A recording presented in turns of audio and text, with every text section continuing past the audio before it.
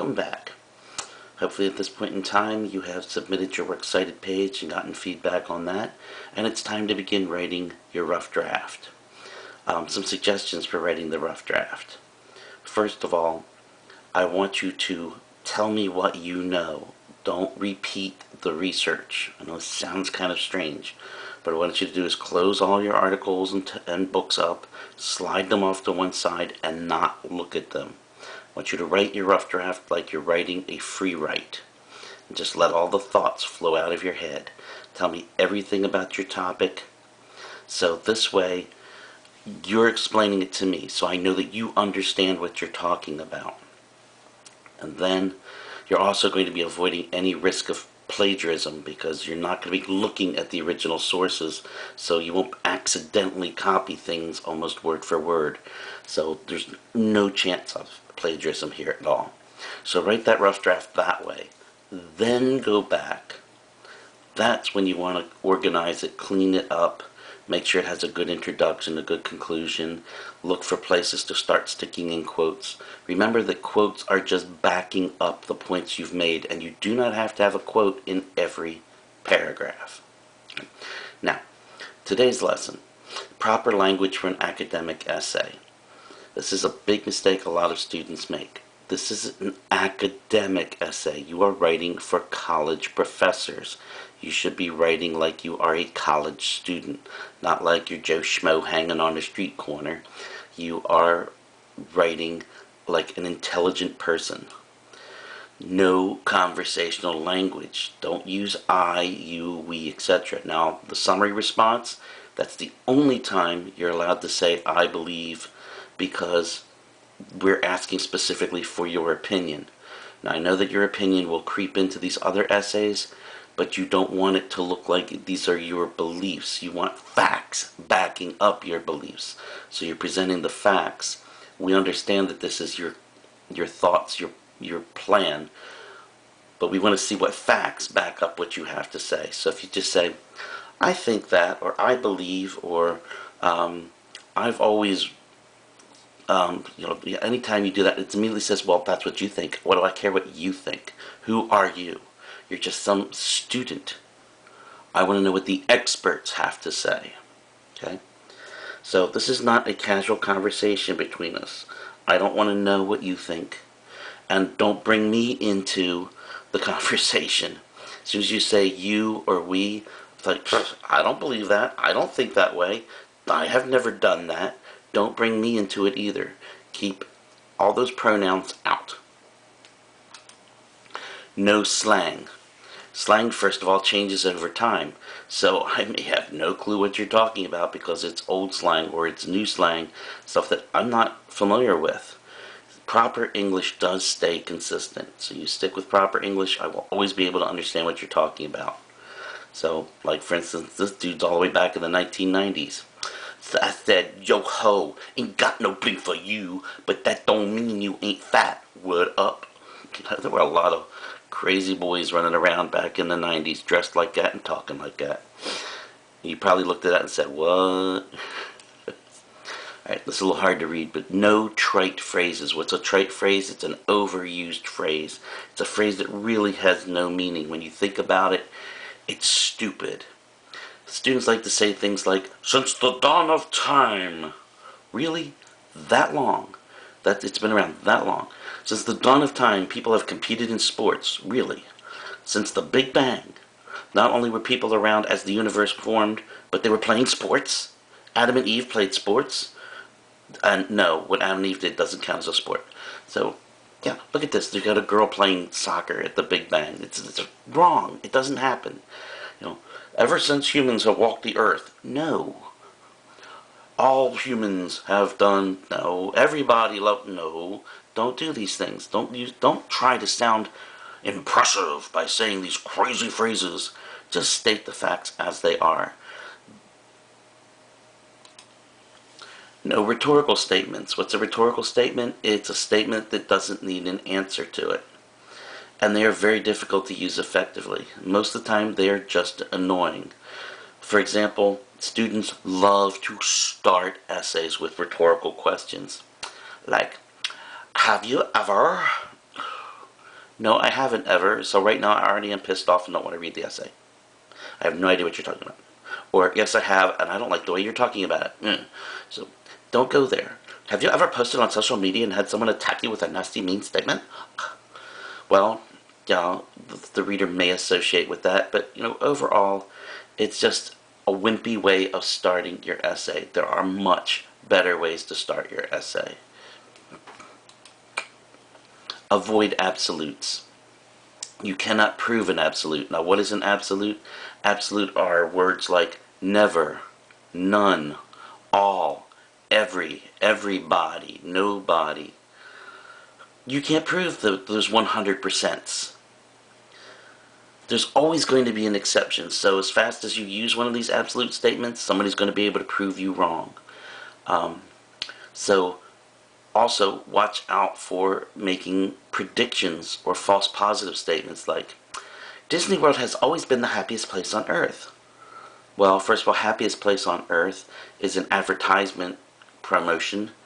You can't even prove that Disney World is the happiest place on earth because a lot of sad, bad things happen at Disney World.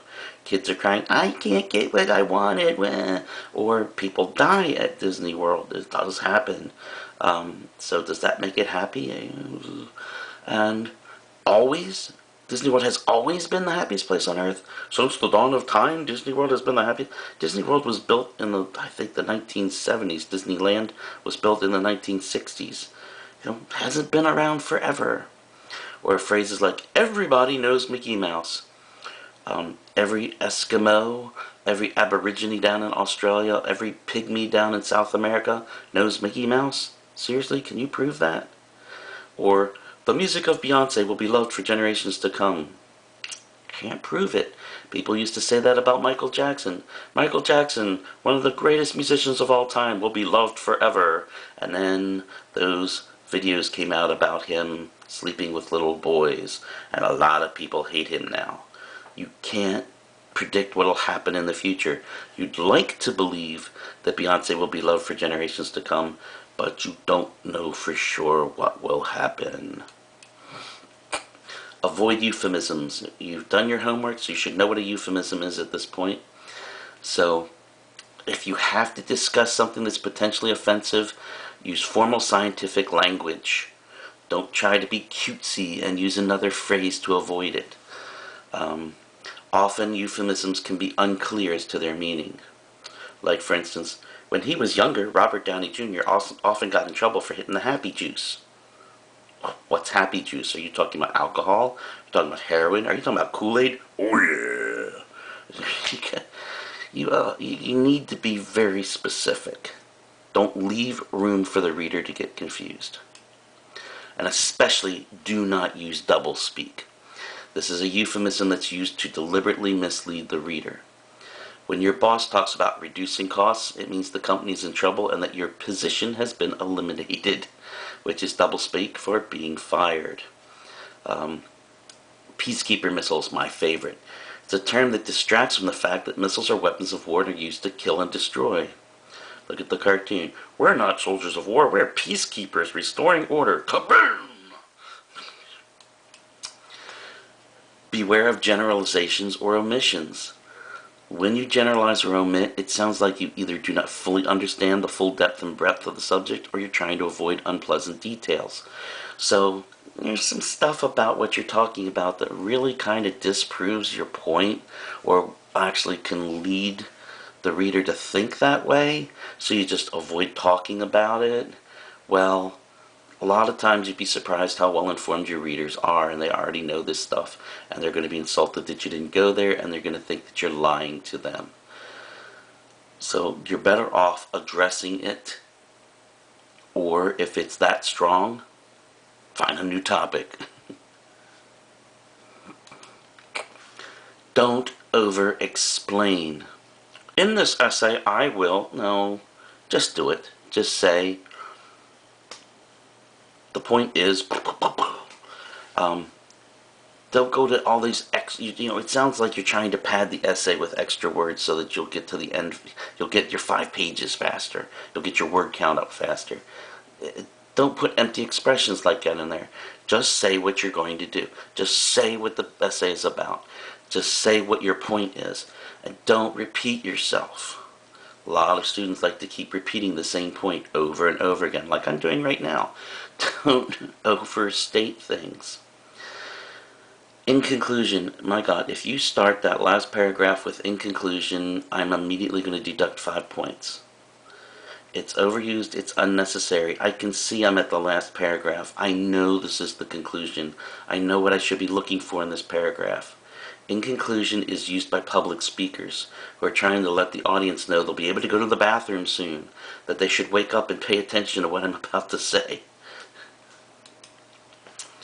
Avoid attempting to sound smart. Now, what do I mean by that?